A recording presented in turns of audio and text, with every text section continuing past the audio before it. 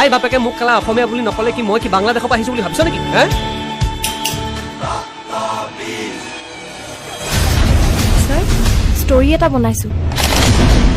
বহুত কষ্ট কৰি আমি দুটাই ইনফৰমেশনস কালেক্ট কৰিছো নিউজটো বাণী গোপাল শইকীয়া বিজনেছমেন যে মই হেনো কলা আৰু সেইবাবে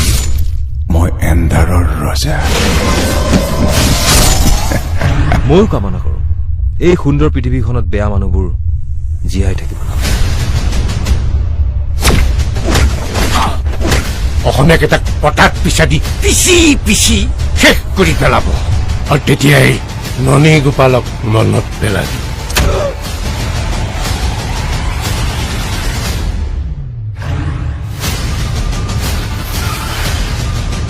সকলোৰে আগত মান সন্মান বাদ দি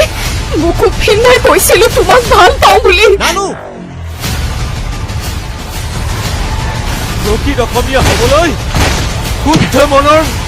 মানুহ হ'ব লাগিব যিটো তোৰ নাই